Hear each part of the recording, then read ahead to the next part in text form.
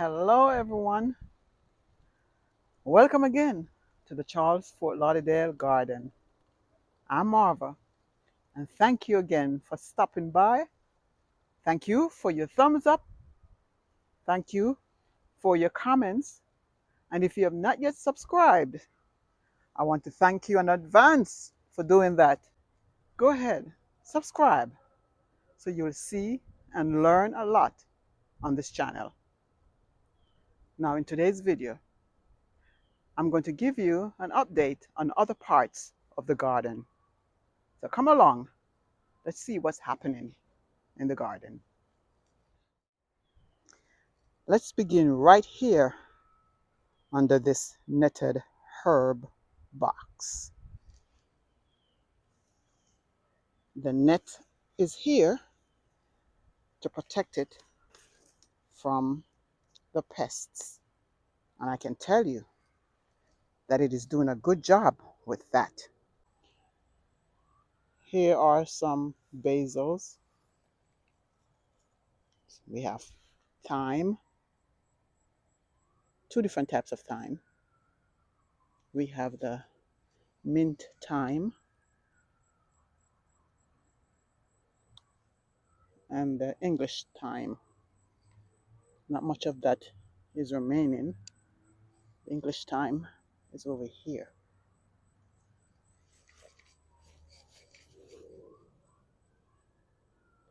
And we also have parsley and oregano. And keeping them under the net, protect them from the pests. There are also some green onions in here. And I usually plant green onions all over in the garden. It also deters the pests. Yes. So that's the herb box. Let's go over here. This is our Nesberry, aka Sapodea tree. Notice the many fruits that are beginning to form on it. Seems like they're budding on every single branch, even though there are big ones on the tree. Look at that.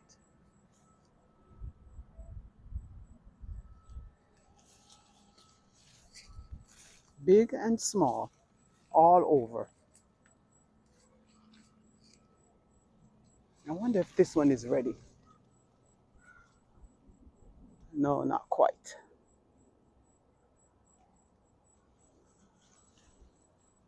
Yeah, there are many fruits on the tree.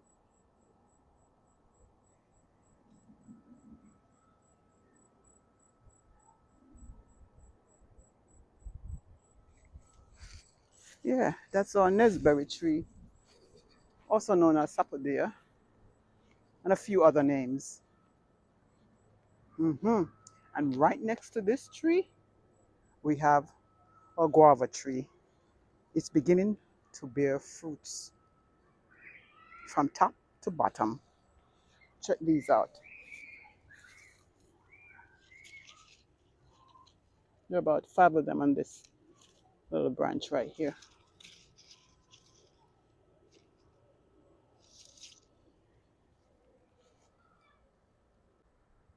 When this tree bear fruits, they come very often. It's a very prolific tree.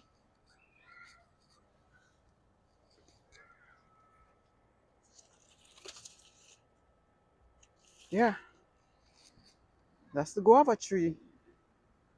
And over here, do you remember what this one is? It's a volunteer pigeon peas.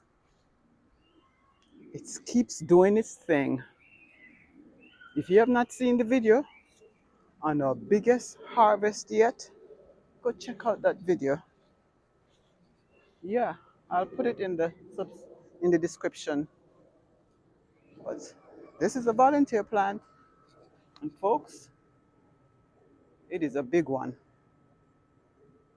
Yeah, Now we have started harvesting from this plantain, this bunch of plantains. Very delicious. You know, we boil them while they're green. Yeah. And you can also wait for them to be ripened and fry them. It's a very versatile fruit. Now, check this out. This is our largest netted bed. Inside, you'll find callaloo and eggplants, along with some bell peppers. Let me take you inside. Here are the callaloo. We have been harvesting from this quite frequently, and I'll take you over in here where you can see the tall eggplant plants. These should be producing fruits any moment now.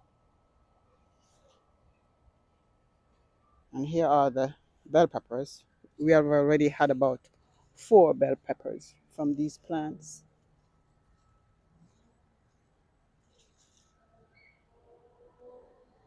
The netting helps with the heat. We have gotten to the season now where it is so hot that the plants are really fighting to stay, to survive.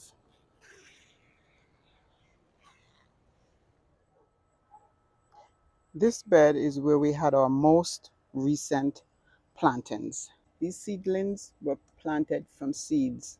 They're okra plants. So here they are. They're coming up. And between them are these volunteer callaloo plants. So we harvest from here.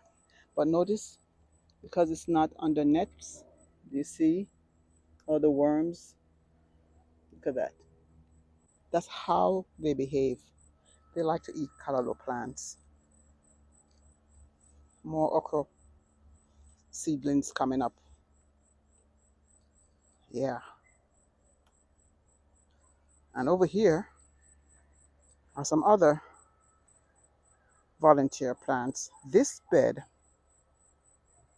of volunteer callaloo was originally the beans bed. So we have harvested all the beans already. And now we are left with the callaloo. And it's time to do some harvesting here. Some under this net as well. And there's something you should know about the nets. We have had these nets out here for about 7 months now.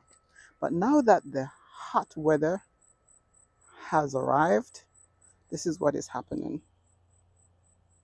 They're literally crisp. It is so hot. So the nets are not serving their purposes while they are like this. So that's one thing we have learned.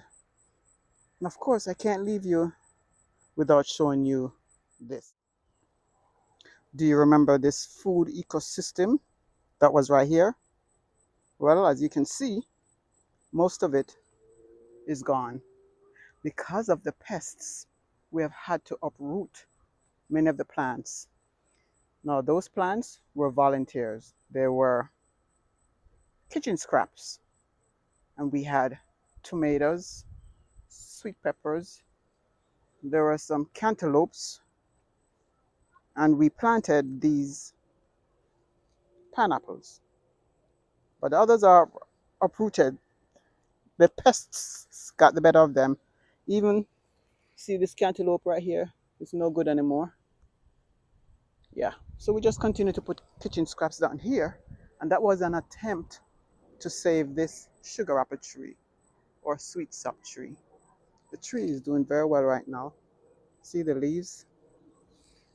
This white device right here is to prevent the critters, like the iguanas, from climbing up the tree. With no grip, they can't go up there, and it's working. And yes, here's something else I know you want to see. Let's go check out this. It's the dwarf avocado tree. Yes, remember the two avocados that are coming up this year? Earlier this year, we got one lovely avocado from it. Now we have two more coming up. Here's the first one. It's growing very well. What do you think? And over here, we have the second one.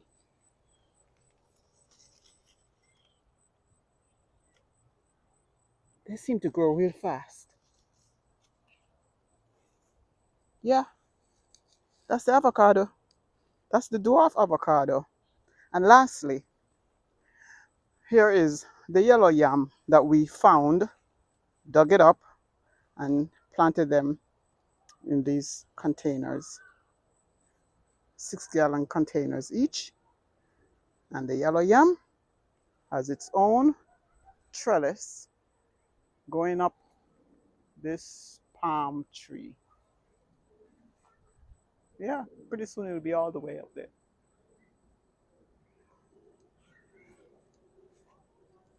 It's a volunteer plant, and hopefully we'll get some yam from it. Yes, folks, that's today's update. Next time, you'll get some more updates about what's going on in the garden. But I thank you so much for stopping by. Thank you for your time. Thank you for your comments again, your thumbs up. And if you have not yet subscribed, please consider it and just go ahead. Hit that subscription button. Yes, come back next time and see what's happening right here in the Charles Fort Lauderdale garden.